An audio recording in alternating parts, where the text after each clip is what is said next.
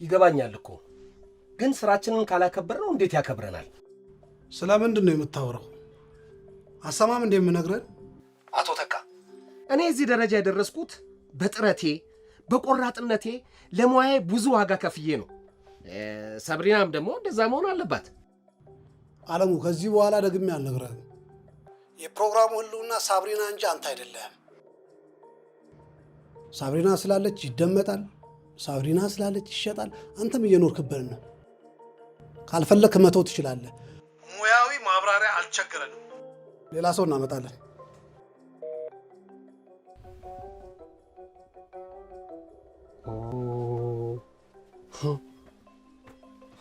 ተበልቼ ነበር።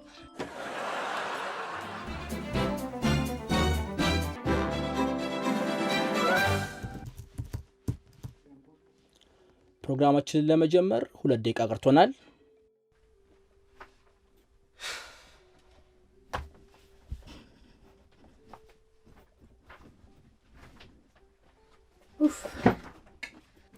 ሶሪ አሌክሲ።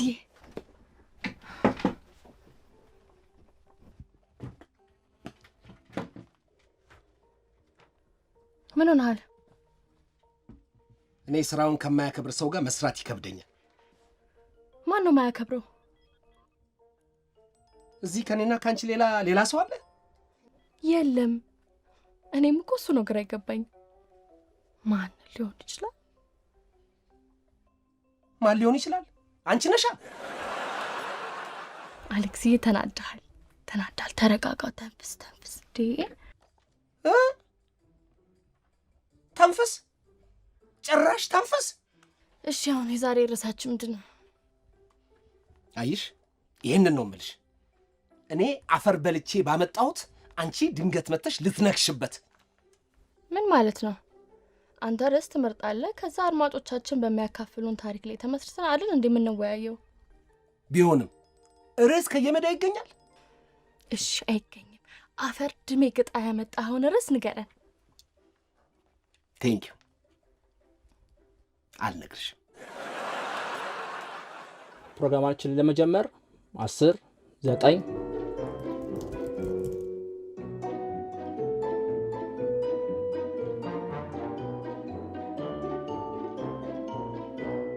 ሰላም ጤና ይስጥልኝ ውድ አድማጮቻችን። ዘውትር ሰኞ፣ ረቡዕ፣ አርብ በዚህ ሰዓት የሚቀርብላችሁ የህይወት መንገድ የተሰኘው ፕሮግራማችን አሁን ጀምሯል። ጤና ይስጥልን ውድ አድማጮቻችን። አሌክስዬ እንዴት ነህ? ደህና ነኝ ሰብሪና። በጣም ደስ ይላል። የኔን ደህንነት ግን አልጠየቀኝም። ደህና ነሽ? ደህና ነኝ። አድማጮቻችን ዛሬ ከእናንተ ጋር ለመወያየት ያለውን ርዕስ ይዘን መተናል። አሌክስዬ እኔ ልንገራቸው ወይስ ትነግራቸዋለህ? አንቺ ንገሪያቸው። ይሻላል? አንተ ብትነግራቸው አይሻልም? ችግር የለም፣ አንቺ ንገሪያቸው። እሺ። ከዛ በፊት ግን የአርቲስት ጀንበሩን አይፈራም ጋሚ አይፈራም የሚለውን ሙዚቃ ሰምተን እንመጣለን። አለሙ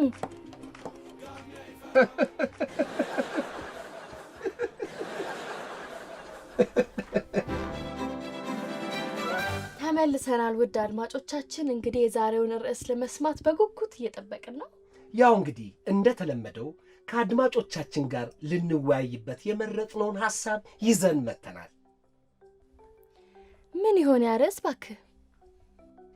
በነገራችን ላይ ይህ ሐሳብ ለበርካታ ሰዎች አስፈላጊ የሆነ ሐሳብ ነው። አሌክሲ ከዚህ በላይ እኔም ሆንኩ አድማጮቻችን መታገስ የምንችል አይመስለኝም። ኦኬ፣ የዛሬው የመወያያ ርዕሳችን ራሳችንን እንዴት እናያለን የሚል ይሆናል። ዋው በጣም ደስ ይላል። እስቲ ካንተ ልጀምር። ራስን እንዴት ነው የምታየው? እኔ ከመመለሴ በፊት ግን የአድማጮቻችን አስተያየትና ተሞክሮ ሰምተን ብንመለስ አይሻልም? አድማጮቻችን ራሳችንን እንዴት እናያለን በሚል ርዕስ ባነሳነው ሐሳብ መሰረት እንድንወያይበት በ1232 እየደወላችሁ ተሞክሮቻችሁና አስተያየታችሁን መስጠት ትችላላችሁ።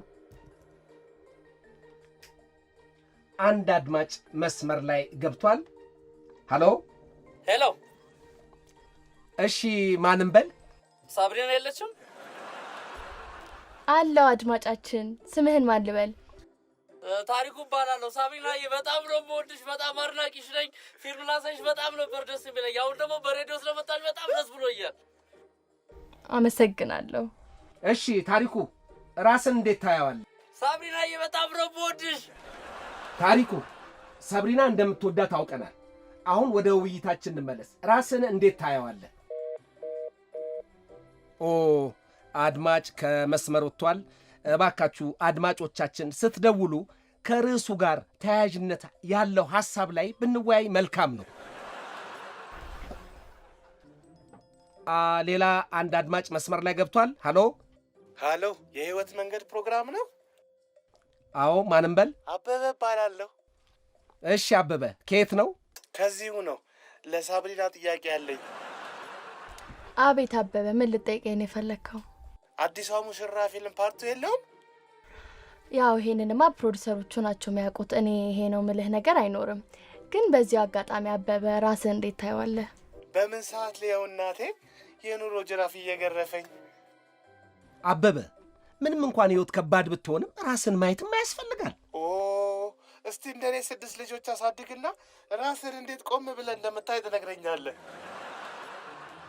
አበበ ሌሎች አድማጮች መስመር ላይ ስላሉ ላሰናብት ነው። እንዴ እንደ ታክሲ እዚህም ሰልፍ አለ እንዴ?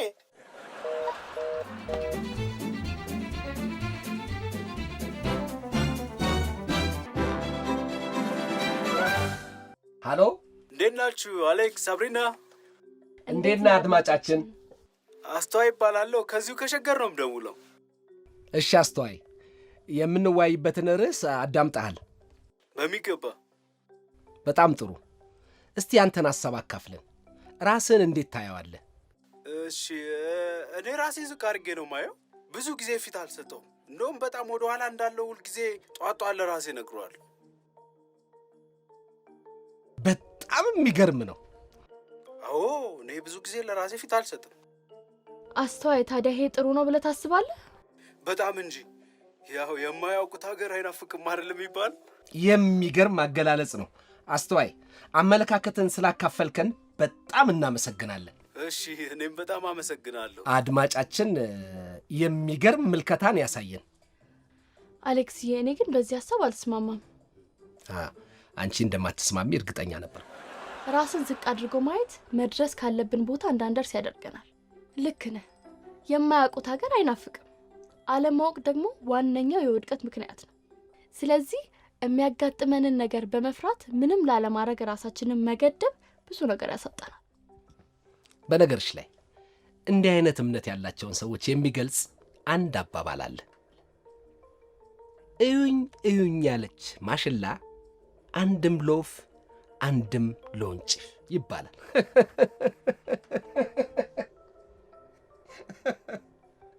ታዋቂው የሳይኮሎጂ መምህር ሲግማንድ ፍሮይድ ምን ይላል?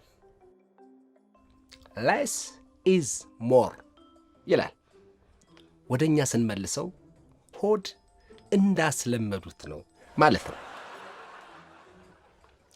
ለራሳችን ፊት ባለመስጠት ቆፍጠን ጠንከር ማለት ያስፈልጋል። እኔ እንዲህ ነኝ፣ እኔ እንዲህ ነኝ፣ እኔ እንደዚህ ነኝ ማለት ለማንም ለምንም አይጠቅም። አሌክስዬ፣ እንደምሰማው ከሆነ የተለያዩ ሀሳቦችን እየቀላቀልክ ነውና ከርዕሳችን እንዳናፈነግጥ። አይፈነግጥም። ሐሳቡ ትንሽ ጠንከር ስላለ ከብዶሽ ሊሆን ይችላል። ወይ ትንሽ ጊዜ ልስጥሽ? እሺ፣ ሌላ አድማጭ መስመር ላይ አለ። ሄሎ፣ እንዴት ናችሁ? እንደምን አለሽ እህታችን? ማንም በል። ህሊና እባላለሁ። በዚህ አጋጣሚ ሰብሪና በጣም ነው የምወድሽ እንዲሁም የማደንቅሽ። በጣም አመሰግናለሁ የኔ ቆንጆ። ህሊና ተማሪ ነሽ? ሰራተኛ? ሰራተኛ ነኝ። የራሴ የጫማ ፋብሪካ አለኝ፣ እሱን አስተዳድራለሁ። በጣም ደስ ይላል ህሊና። ወደ ርዕሱ ልመልስሽና ራስሽን እንዴት ታየዋለሽ? እሺ፣ ለእኔ ራስን ማየት የሚለው ሀሳብ አንድ ነጠላ ሀሳብ ነው ብዬ አልወስደውም። ምክንያቱም አንድ ሰው ራሱን የሚያየው ያው ከሚያውቀው ውስጡ ካለው አካባቢው ከሚያገኘው ነገር ተነስቶ ነው ብዬ ነው የማምነው። በራስ መተማመን ሲያስፈልገኝ መድረስ ለምፈልግበት ቦታ የሚያስፈልገው ብቃት በውስጤ እንዳለ ለራሴ ነግረዋለሁ።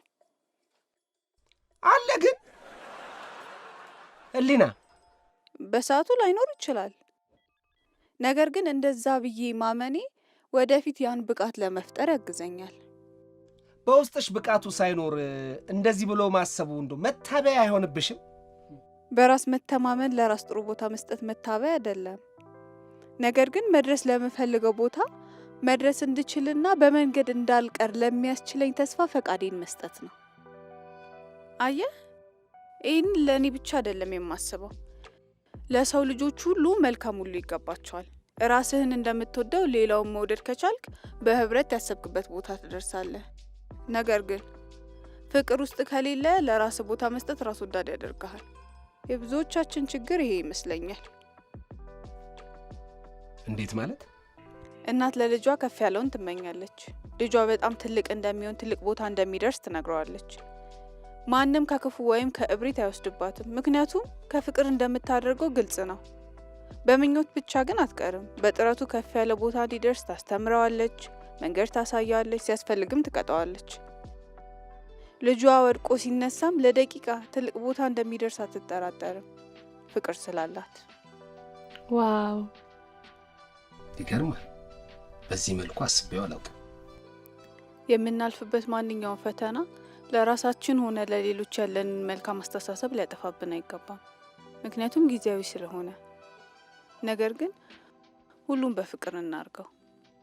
ያ በመሆኑ በባዶ እግሬ በየቀኑ 17 ኪሎ ሜትር እየሄድኩ የተማርኩት እኔ ዛሬ ሳይማር ላስተማረኝ ማህበረሰብ ጫማ እየሰራው አቀርባለሁ። ትላንት እኔ የትም አልደርስም ብል ኖሮ ይሄ ይሆን ነበረ? እንዲሁም ምንም አያስፈልገኝም ብልም የትም አልደርስም ነበር። ነገር ግን እናቴ በፍቅር ትልቅ ቦታ እንደምደርስ እግሬ ሲደማ ከመቀነቷ ቀዳ እያሰረች ትነግረኝ ነበረ። ተስፋ ስቆርጥ ደግሞ የተሻለ ህይወት እንዲኖረኝ ዋጋ መክፈል እንዳለብኝ ተቆጥታ ነግራ ወደ ትምህርት ቤት እንዴት ታደርገኝ ነበረ። ሁሉንም ከፍቅር ስላደረገችው ዛሬ ይኸው በእኔ ላይ ፍሬውን አፈራ። እናንተም እርግጠኛ ነኝ ባላችሁበት ብዙ ደስ የሚል ታሪክ ይኖራችኋል። በጣም ደስ የሚል ተሞክሮ ነው። ፍቅር አስተያየታችንን እንደሚቀይር ዛሬ በጣም ነው የገባኝ። እውነት ነው። እኛም ደግሞ እንደዚህ ሆነን ኢትዮጵያ ለሁላችንም እናት ናት። ትልቅ ቦታ እንደምንደርስም ታምናለች። በምኞት ብቻ ግን አትቀርም። በጥረታችን ከፍ ያለ ቦታ እስክንደርስ ታስተምረናለች፣ መንገድ ታሳየናለች፣ ሲያስፈልገንም ትቀጣናለች። ወድቀን ስንነሳ ለደቂቃ ትልቅ ቦታ እንደምንደርስም አትጠራጠርም፣ ፍቅር ስላላት። ፍቅርን ከውስጡ ካወጣኸው ግን ነገር ሁሉ ይቀየራል። ሁሉም በፍቅር እናድርገው፣ ደስታም፣ ሀዘንም፣ ፈተናም። በእውነት ምን እንደምል አላውቅም። አድማጮቻችን ብዙ እንደተማራችሁበት ተስፋ አደርጋለሁ። በጣም በጣም ህሊና፣ እጅጉን እናመሰግናለን። እኔም አመሰግናለሁ። አድማጮቻችን፣ የዛሬ መልእክታችን ይህ ነው። ሁሉም በፍቅር እናድርገው። ቴክኒሻናችን አንድ የመጨረሻ አድማጭ መስመር ላይ እንዳለ እያሳየን ነው። ሄሎ አድማጫችን። ሄሎ፣ አስተዋይ ነው። መልሼ ደወልኩ። እሺ አስተዋይ፣ ፕሮግራማችንን እያዳመጥከው እንደሆነ ተስፋ አረጋለሁ። አዎ አዳምጬዋለሁ። የተለየ ሀሳብ አለክ? አረ ወገን ለማለት ነው። አረ ወገን ምን ማለት ነው? አሌክስ፣ በአንዴ ስላይድ አድርገሽ ትስማሚያለሽ እንዴ? ቆፍጠን ድንበል ምናምን ስትይ አልነበር እንዴ? የተሻለ ሀሳብ ሲገኝ አይሻልም? አይ አሌክሶ፣ ቦሴ ነገር ነሽ ማለት ነው።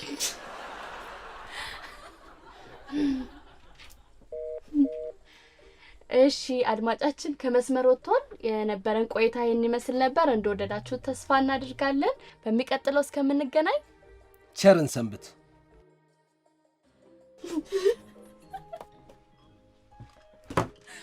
የሚገርም ነው። እኔን ቦቼ